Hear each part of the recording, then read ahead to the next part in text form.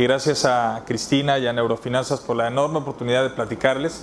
Como les decía, dentro de las muchas cosas que me gustan está el chocolate, pero hay una que me gusta más que el chocolate, que es tener la oportunidad de platicar con la gente lo que estamos haciendo en el mundo de la inversión. Bueno, ya les platicó un poquito Cristina acerca de mi carrera. La verdad es que se la resumo en un par de cosas. Yo desde que me gradué, bueno, soy de Puebla, ¿no? Ahí empezamos mal, pero luego ya me vine a Monterrey a estudiar. La verdad es que disfruté mucho mi carrera y disfruté mucho la oportunidad de vivir en Monterrey gracias a un crédito y a una beca que tuve, ya que tuve la oportunidad de trabajar durante mi carrera. Y cuando me gradué, tuve un corto trabajo que no me gustaba mucho y en una noche estaba de estas noches de catarsis que están con un amigo quejándome álgidamente que no me gustaba mi trabajo y me dijo: oye, yo voy a emprender, yo voy a empezar un negocio porque hay unos argentinos que quieren venir a México a poner un negocio. En ese momento estaba en el 99 el tema del .com. O sea, había un cambio en la economía, en la tecnología del mundo, y había una cantidad enorme de gente poniendo nuevos negocios porque había surgido el tema del internet y empezaba el tema del comercio electrónico. Entonces nos hizo fácil querer poner una plataforma donde la gente pudiera comprar y vender acciones como las que se venden en la casa de bolsa, pero subestimamos que en ese momento todavía no había ni la cultura de la compra de las acciones ni suficiente internet. Así que durante 8 o 9 meses nos quemamos la friolera de casi $17 millones entre 6 amigos. Nos tocó como a 2,5 cada uno, un poquito más, casi 3. ¿Por qué? Pues porque en ese momento poner negocios era bien caro, sobre todo poner negocios electrónicos. Tenías que contratar los servidores, contratar un chorro de gente. Yo me acuerdo, fui el primero que abrí la oficina, me tocó abrir la puerta en lo que los demás dejaban su trabajo. Y fui el último que se quedó porque los demás ya habían conseguido trabajo cuando tronamos y yo era el único que todavía estaba asimilando la tronazón. Después de 9 meses tronamos a cero, construimos una empresa que llegó a tener casi 200 empleados y después de 8 o 9 meses tronamos. No estuvimos solos, casi todos los .com tronaron, no es excusa, pero a algunos les fue bien, como Mercado Libre, que por ahí todavía lo ven vivito y coleando. Pero eso fue para mí una introducción al mundo del emprendimiento muy temprano en mi carrera y me di cuenta que había una enorme oportunidad de desarrollar negocios nuevos. De ahí vine a Monterrey de regreso a una empresa que ustedes conocen bien que se llama Cemex, de cemento, y fíjense qué visionario Lorenzo Zambrano, que paz descanse, que dijo: voy a juntar a todos estos locos que tronaron sus negocios en el internet con gente de Cemex para crear nuevos negocios. Entonces pasé 3 años haciendo lo que le llaman intrapreneur, que es una especie de ser emprendedor, pero sin tanto riesgo porque estás dentro de una empresa creando nuevos negocios. Entonces me tocó conocer el emprendimiento de otra manera. Y ya más adelante en mi carrera, la vida me fue llevando a convertirme en intermediario de inversión. Cuando dicen: oye, es que Pablo es inversionista y invierte en los emprendedores, ojalá fuera mi dinero, ¿no? Es dinero de otras personas. Entonces me toca hacer un rol como del Robin Hood moderno, donde convencemos a gente que tiene capacidad y ganas de invertir para que invierta en emprendedores. Entonces en los últimos 3 años desarrollamos un fondo de inversión. Cómo funciona es: nosotros detectamos que hay una nueva oportunidad en el mercado muy similar a la que había cuando estábamos en el 99, que es todo el surgimiento del tema móvil, de las aplicaciones, este resurgimiento del mundo digital, y nos dimos cuenta que en América Latina hay mucho talento. Entonces entre 4 argentinos, un brasileño y yo hicimos un fondo que en los últimos 3 años invirtió en casi 200 empresas, y les voy a platicar un poquito lo que hemos aprendido. Entonces mi vida transcurre en el trabajo con los emprendedores, en identificar a los emprendedores en América Latina, en invertirles un poquito, en traerlos a programas que hemos desarrollado que se llaman aceleradoras, que es 4 meses que los emprendedores están con nosotros.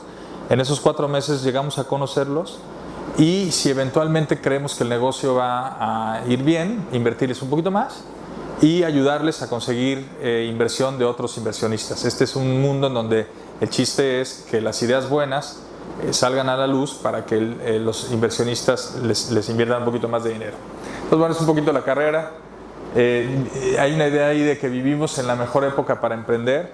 se está, este tema del ecosistema emprendedor, como lo mencionaban hace rato, es un término bastante nuevo, y hoy hay un resurgimiento del tema del emprendimiento, y hay una serie de razones, pero les voy a platicar una principal. Disculpen lo feo de la gráfica, pero les voy a explicar cómo funciona esto.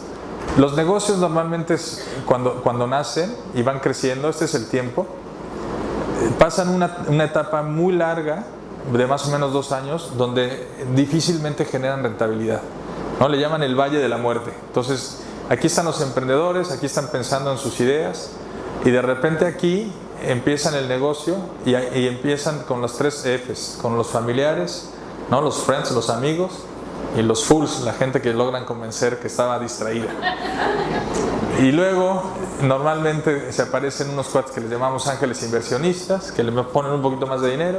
Cuando ya todo va bien, salen los fondos, y eventualmente, cuando surgen y sacan la cabeza debajo del agua, pues ya son rentables, y aquí lo que esperamos como fondos es que crezcan, se escalen y eventualmente que se vendan, ¿no? Los ciclos naturales de los negocios desde la perspectiva de los inversionistas es que eventualmente alguien los compre.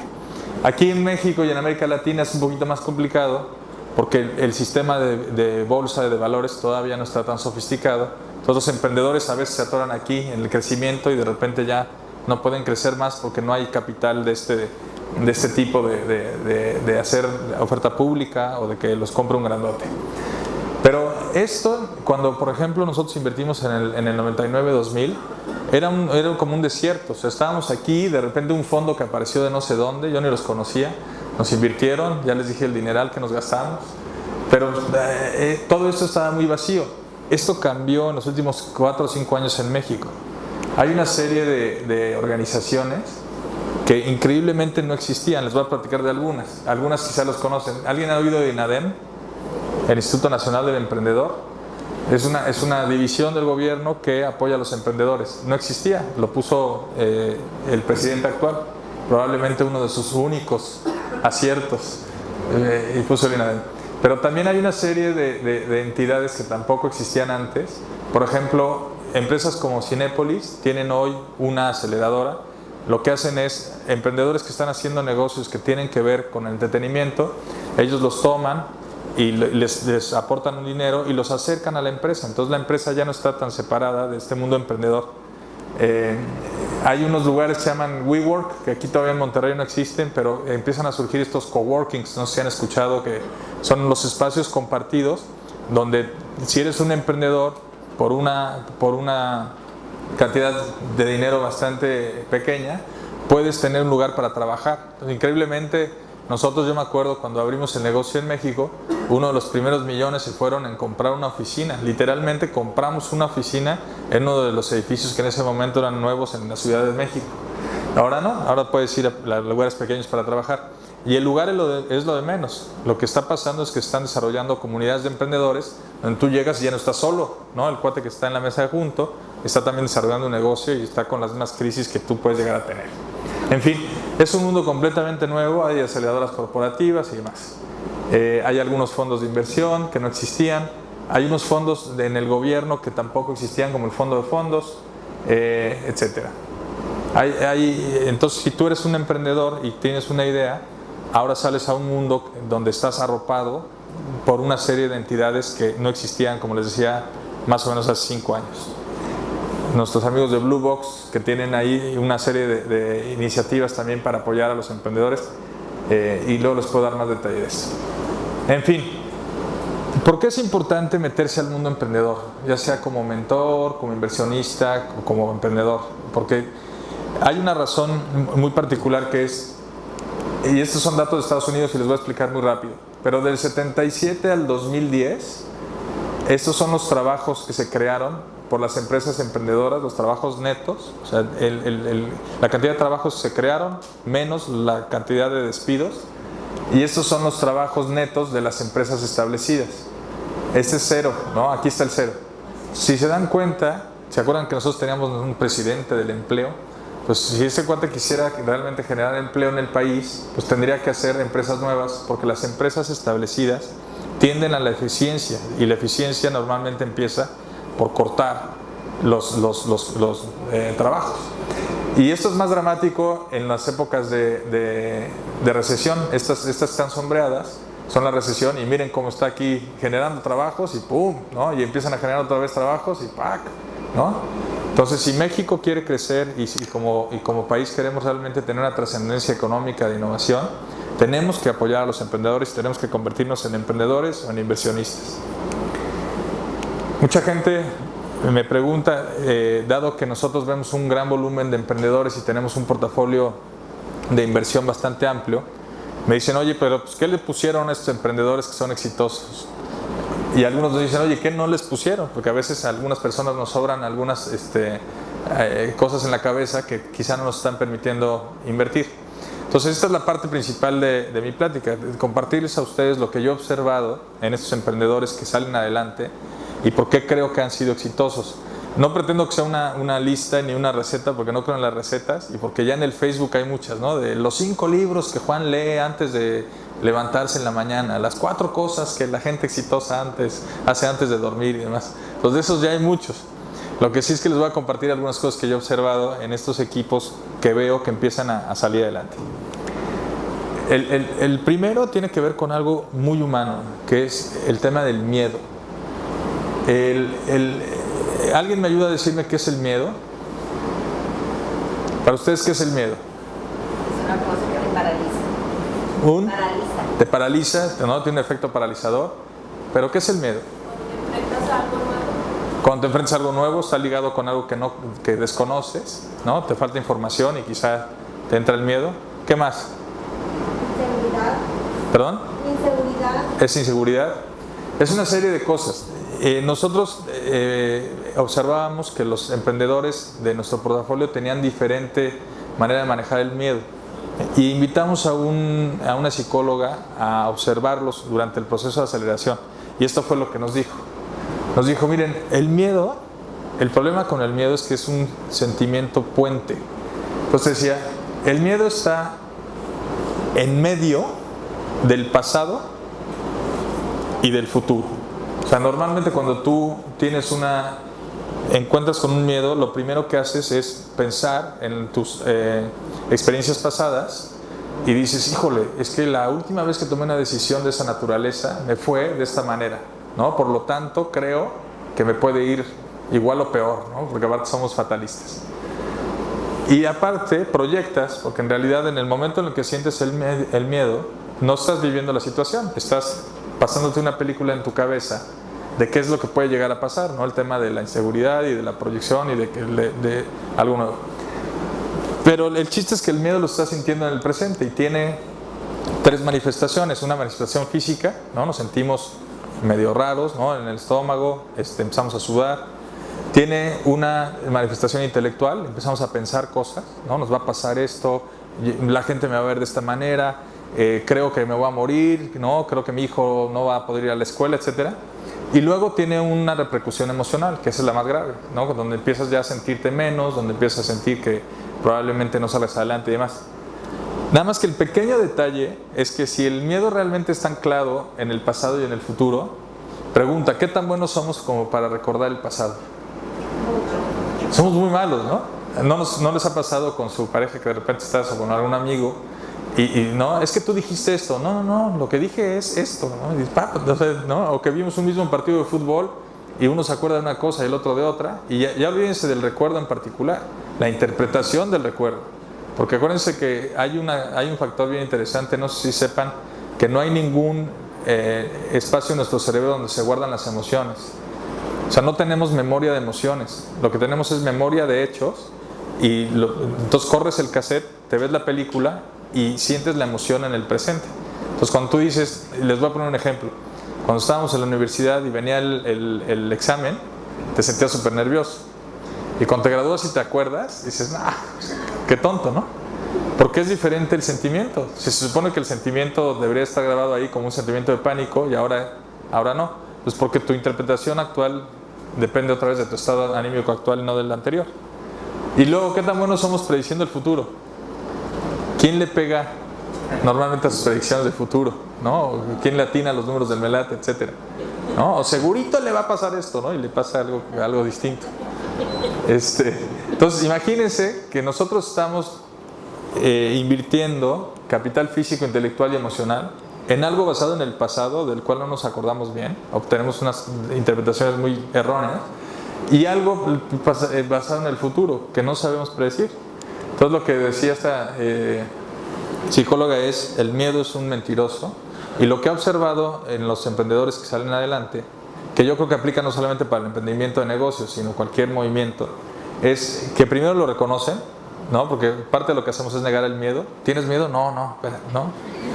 Luego lo traen al presente, decir, a ver, ¿por qué estoy teniendo miedo? Primero, porque me acuerdo de esto, que seguramente está mal mi recuerdo.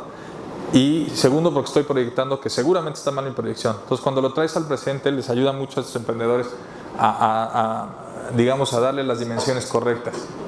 Y lo siguiente es administrarlo. El miedo no necesariamente es negativo. El miedo nos salva de cometer muchas tonterías, ¿no? Si no tuviéramos miedo, pues igual nos acercaríamos demasiado al acantilado y eventualmente nos caeríamos. Tampoco es un tema de eliminarlo, pero sí es un tema de administrarlo. Y el miedo es perfectamente administrable. Entonces, algo que hemos observado en los emprendedores que salen adelante es que administran mejor su miedo, lo reconocen y lo traen al presente.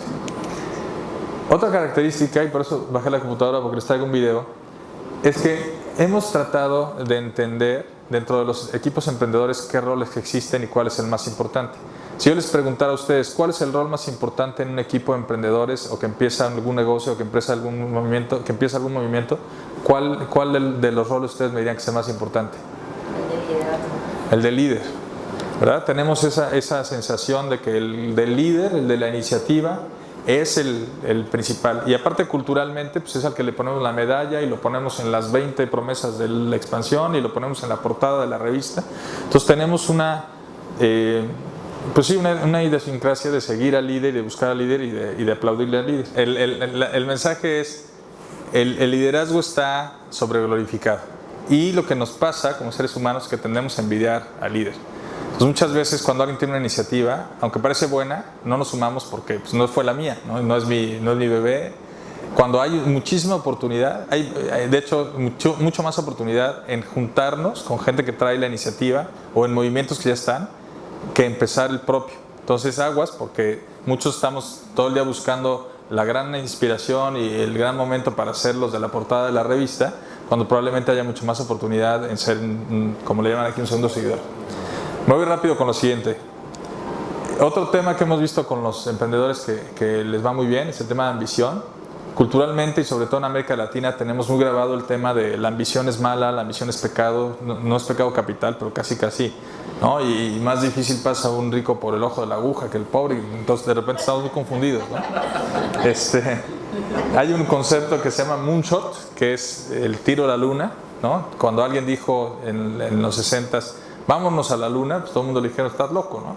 Y de repente hoy observamos a un chorro de emprendedores que están diciendo, vámonos a la luna. Y no sé si les han pasado que de repente en Facebook hay una campaña de estas de fondeadora o de crowdfunding, de cuates que quieren hacer el nuevo avión, ¿no? O que quieren darle computadoras a todos, o gente como los que quieren hacer todo un sistema nuevo de transporte. Y así hay, ¿no? El que quiere crear un alimento nuevo y que la gente nada más tomemos estos licuados en la mañana y demás. La ambición en el tema del emprendimiento es bien interesante, y lo que nosotros estamos viendo ahorita es una camada de emprendedores impresionantes que están haciendo cosas padrísimas. No voy a brincar esto, pero ¿por qué vale la pena? 4 cosas por lo que vale la pena ser muy ambicioso. Lo primero es que si le pegas, pues te vas a llevar más, mucho más, a que si le pegas algo chiquito. Y la verdad es que los seres humanos tenemos bien poquitas oportunidades en la vida de pegarle, 1 o 2, o sea, quizá, ¿no? Algunos tenemos ninguna. Lo otro es que hay menos competencia, hay mucho menos grupos de personas pensando en cosas ambiciosas, increíblemente, que personas pensando en cosas pues que puedes replicar y chiquitas, ¿no? Y más fáciles de hacer. Pero estas dos son bien importantes. Si tú haces algo ambicioso, atraes mucho más talento y puedes atraer más capital. Entonces aquí lo único que les digo es, si van a empezar un movimiento, si van a empezar un negocio, nada más métanle un par de semanas a pensar si realmente es lo más ambicioso que pudieron haber hecho, o si solamente con cambiarlo un poco lo empiezan a hacer más ambicioso, y con eso les prometo que van a traer esto. Finalmente es el tema del fracaso. Hay un movimiento mexicano que se llama Fuck Up Nights, que está bien sencillo. Invitan a personas y en 3 minutos te platican de sus fracasos. A mí me encanta que me inviten porque les platicamos varios de los fracasos que hemos tenido. Pero a lo que voy es, antes el fracaso era un tema en América Latina y en México, donde decías, no, el cuate que fracasó ya no va a tener carrera. Eso está cambiando. Ahora a nosotros los fracasados nos invitan a cosas más interesantes y nos ofrecen negocios más interesantes por varias razones. Lo primero es porque el cuate que te habla del fracaso y que comparte contigo sus fracasos y que se muestra en la sociedad como un fracasado, en algunos sentidos, es alguien que te habla más de realidad, porque en realidad fracasamos más veces de las que triunfamos. O sea, piensen ustedes en todo lo que han iniciado, en todo lo que han emprendido, y se van a dar cuenta que pues, el 80-90% de las veces fracasamos. Entonces estás más ligado a la realidad. Lo segundo es, por lo menos intentaste. O sea, la gente que no habla de fracaso y que no ha fracasado en su vida, ojo, porque probablemente nunca intentó, y eso sí está bien gacho. Lo tercero es porque los aprendizajes vienen de los errores y de los fracasos. Piensen nada más, por ejemplo, en los viajes que han tenido donde todo ha funcionado y donde todo ha salido perfecto, y en los viajes que han tenido donde todo ha sido un desastre. ¿En cuáles se divirtieron más? ¿De cuáles aprendieron más? ¿De cuáles se acuerdan más? Probablemente de los que fueron un desastre. Y finalmente, porque el fracasar crea carácter, ¿no? Forma carácter. Entonces los emprendedores que nosotros buscamos, cuando te platican que toda la vida ha sido color de rosa y que nunca han fracasado, nos dan un poquito de miedo. Nos gusta más la gente que ya se curtió un poquito más. Dos últimos comentarios. Los emprendedores que nosotros vemos que están saliendo adelante son emprendedores que saben matar iniciativas o ideas rápido, ¿no? Y a veces también nos pasa que nos enamoramos tanto de cómo lo habíamos pensado, cómo lo habíamos concebido, esa iniciativa, ese movimiento, ese negocio, que nos cuesta trabajo dejarlo ir. Y no, la verdad es que los emprendedores exitosos matan las ideas y las vuelven a empezar, ¿no? Y no tienen ese apego emocional. Si van a empezar algo, estén dispuestos a lo que le llamamos pivotear, que es cambiar del modelo de negocio y de la idea original. Y ya lo último, ahora sí les prometo, porque ya me están viendo con cara de ya te pasaste. Mucha gente, y sobre todo cada vez menos afortunadamente, pero en los últimos años a mis socios y a mí tenemos la fortuna de participar en algunos eventos internacionales donde nos preguntan, oye, pues ¿cómo ves al emprendedor latinoamericano? ¿Cómo ves al emprendedor mexicano? ¿No? Y siempre te dicen así como, ¿cómo les va en el tercer mundo? ¿No? ¿Cómo les van en los países emergentes? Siempre te ponen este tipo de etiquetas. Y ha habido muchas discusiones de qué nos falta, ¿no? Y yo me acuerdo de una que tuve muy grande con unos banqueros americanos que decían, es que es un tema de talento, de capacidades.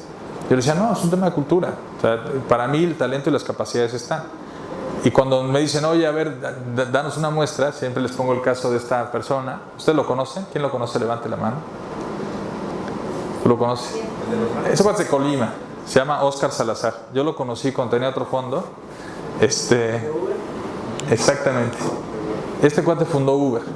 Entonces es un mexicano común y corriente como la mayoría de nosotros, que se fue a estudiar, eventualmente tuvo la oportunidad de agarrar una beca y demás. Estuvo aquí en México, le fue re mal con sus negocios. Yo quise invertir en uno de ellos y qué bueno que no invertí porque perdieron hasta las trancas. Pero después de ahí se levantó y eran dos socios, uno se fue a Nueva York, otro se fue a San Francisco. Los dos están haciendo cosas extraordinarias. Él nada más hizo la empresa, una de las empresas más grandes del mundo actualmente, ¿no? Y sin duda una de las empresas emblemáticas de este movimiento emprendedor. Entonces si Oscar pudo, y yo siempre pienso que estamos rodeados de gente súper talentosa, yo creo que los siguientes Uber de los próximos años están entre nosotros. Entonces no desprecien su idea o su negocio o su movimiento nada más porque estamos en México y porque no somos Mark Zuckerberg, porque los nuevos creadores de los Facebooks del futuro están entre nosotros. Y no es un tema romántico, lo empezamos a ver. Nosotros de las 180 inversiones que hicimos, se han muerto bien poquitas. Esperábamos que se murieran la mitad de esas empresas. Tenemos vivo prácticamente el 90% del portafolio y 7 de ellas ya compiten a nivel global y son ya de la liga de los Uber del mundo. La verdad es que no está mal, o sea, 7 de 180, igual pues cuando lo ves en proporción puede sonar poquito, pero pues son 7 emprendedores todos latinoamericanos que están compitiendo globalmente con empresas tan fascinantes como nanosatélites y sistemas de pago y cosas sofisticadas, ¿no? También fuimos evolucionando, ya no es un tema de app, del jueguito, ¿no? Ya empezamos a hacer cosas mucho más sofisticadas. Y bueno, entonces lo que les quería compartir, si tienen alguna pregunta o comentario, con todo gusto lo puedo responder. Ya me tocó ser el último, así que ya los agarré cansadones. Entre las empresas de inversión que presentaste, ¿hay alguna que invierte en educación? Sí, educación, salud son dos de las industrias que están creciendo más. Hay mucha utilización de tecnología en educación. Por ejemplo, nosotros tenemos un par de empresas que están relacionadas con educación en idiomas para aprender más fácil a través del teléfono celular, de la tableta. Tenemos una empresa que son unas escuelas de oficios colombianas que también ya se va a poner en México. Y sí hay mucha inversión en educación. Es uno de los sectores más atractivos. Sí. ¿A usted también puede preguntar? ¿Cómo distinguen en un inicio cuál va a ser una buena idea en el futuro y cuál no? Es muy difícil, es muy buena pregunta y esa es parte fundamental del trabajo, identificar a aquellos que creemos que le van a pegar contra los que no. Todas las inversiones que hacemos, a todas las vemos el día 1 con cara de este va a ser el próximo Facebook, ¿no? Porque si no, ¿para qué le inviertes? Muchos los pasamos ya por este filtro de decir, oye, ¿cómo administran el miedo? ¿Qué tantas cicatrices tiene el equipo? Y demás. Lo que más nos importa cuando vemos un nuevo equipo al que le vamos a invertir es precisamente la calidad de las personas y su experiencia personal en términos de vivencias personales y de negocios. Lo que más nos importa después de un par de años es la capacidad de adaptarse y de ir modificando el modelo de negocio. Casi ninguno de los negocios en los que hemos invertido después de 6 meses sigue haciendo lo mismo. De hecho cambian mucho. Entonces, a mí me encantaría saber cuál es el bueno. Seríamos el fondo más exitoso del planeta. No lo somos, porque todavía nos falta desarrollar esa capacidad de seguir entendiendo quién es el bueno. Pues eso es todo lo que quería compartir. Muchas gracias.